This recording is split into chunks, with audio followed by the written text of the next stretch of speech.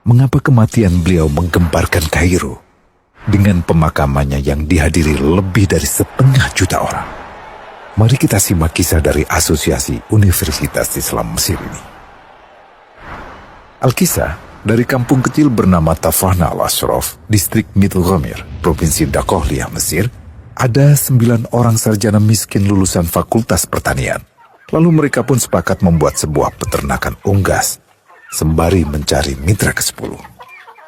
Namun mereka terbentur modal, maka dengan sekuat tenaga mereka kumpulkan dari hasil menjual tanah, perhiasan istri, hingga meminjam. Meski tidak banyak terkumpul, namun mencukupi untuk memulai usahanya. Pertanyaan tersisa, siapa mitra yang ke-10?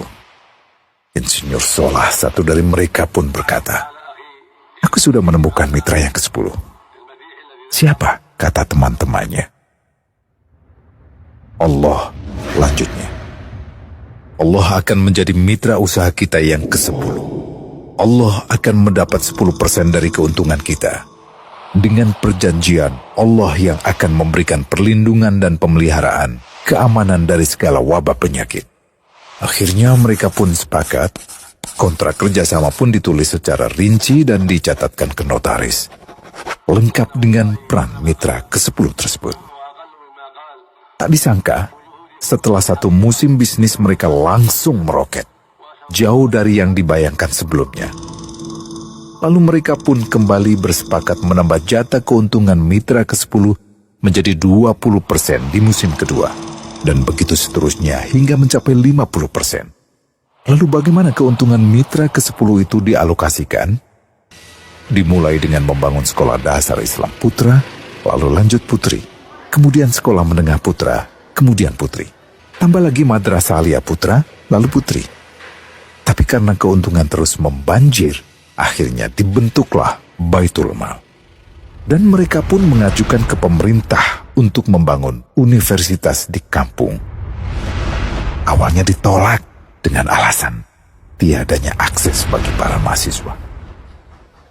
Tak berapa lama mereka pun mengajukan pembangunan universitas lengkap dengan stasiun kereta beserta jalurnya dengan biaya mandiri.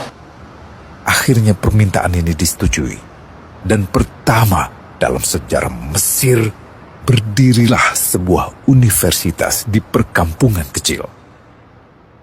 Semakin berkembang, dibangun pula fakultas kedua, ketiga, keempat hingga asrama putri dengan kapasitas 600 kamar. Lalu asrama putra dengan 1.000 kamar. Tiket kereta api pun digratiskan untuk memudahkan transportasi menuju kampung tersebut.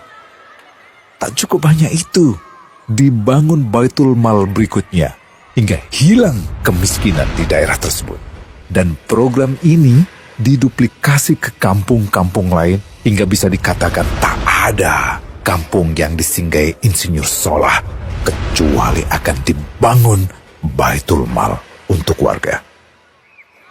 Bantuan pun diberikan untuk fakir miskin dan para janda. Pemuda pengangguran pun dilatih untuk mengelola perkebunan sayur hingga mandiri, bahkan sampai bisa mengekspor ke negara tetangga. Pada saat panen raya, seluruh penduduk dikirimi paket sayur. Di hari pertama Ramadan diadakan buka puasa bersama untuk seluruh penduduk desa. Mereka memasak dan hadir ke lapangan yang dipenuhi beraneka makanan. Disiapkan juga perabotan untuk gadis-gadis yatim yang ingin menikah. Dan ini semua merupakan sedikit dari banyaknya kebaikan yang dilakukan oleh Insinyur Solah.